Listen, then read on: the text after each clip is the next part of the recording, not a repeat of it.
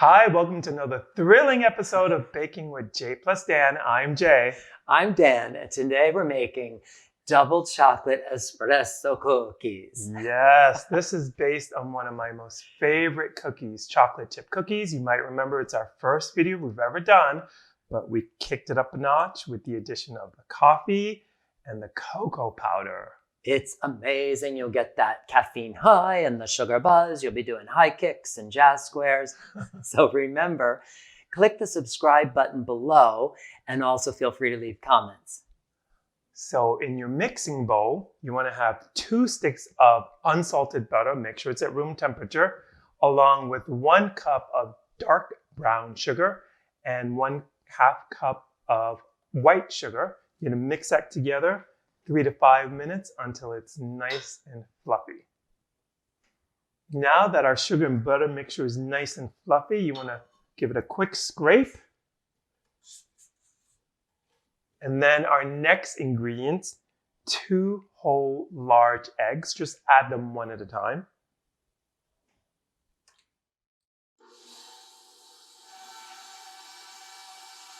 And now we're going to add 1 teaspoon of vanilla extract. And the secret ingredient, coffee. Now you can use whatever strong coffee you have. Just make sure that it's nice and dark and strong so that it'll stand up to the cocoa and the chocolate. So that's 3 tablespoons of very strong coffee. Put that in with the vanilla extract and mix it together. Another minute or so, not too long. And now just give it 1 more quick scrape, and Dan is going to tell us about the dry ingredients. Okay, in my trusty measuring cup here, I have 2 cups of all-purpose flour and 1/4 cup of a dark cocoa powder. So whisk that together. Make sure you don't have any lumps of flour or cocoa powder. Then once that's blended, you add in 1 teaspoon salt and 3/4 teaspoons of baking soda. Now you can distribute that on a parchment or a little plastic sheet to help you add it into the mixing bowl. I also like to dust, just dust a little bit over your chocolate chips here. So you'll have a little dusting when it's time for those to go in. So stream the flour into the butter slowly, mixer on low.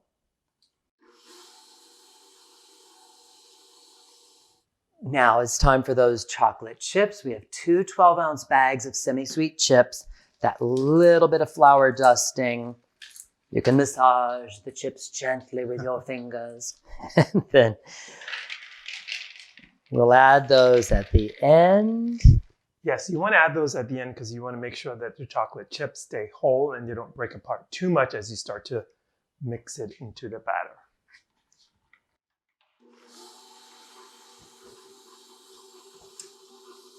And this is the finished batter. See how chocolatey and rich and delicious that looks?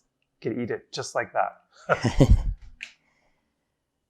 So we'll bring this together in the bowl. Just checking for any loose flour in the bottom. And you've seen us do this little trick before, forming the batter into a log. Take a couple sheets of plastic wrap, overlap them, and just distribute the batter lengthwise on the plastic. Now we get to form the log. Grab the ends of the plastic, drop the batter on the counter to knock out any air bubbles, and turn it on to itself. Yeah, depending on the size of your cookies, this can make 2 dozen to 3 dozen chocolate cookies. They're so rich and decadent. I would go with a smaller scoop and enjoy like a little coffee on the side. So this goes into the refrigerator, or you can freeze it off overnight. After a couple of hours, it'll be ready to scoop and bake. So the batter is nice and chilled. We've scooped them out and put them on a silicone sheet, about 6 per tray. And this goes into a preheated oven. Make sure it's set to 350 degrees. Depending on the size, it bakes about between 15 to 18 minutes. Make sure you rotate them halfway through. Now it's time to dig into these delicious treats. Oh, it's got a nice crispy at the bottom, still soft inside. The espresso really complements that dark chocolate flavor. It brings it out, makes it even more pronounced. Such a decadent chocolate treat. You have to give this one a try. So thanks for watching. This is Baking with J plus Dan. Remember to like, subscribe, and share. And please always remember to ring that bell.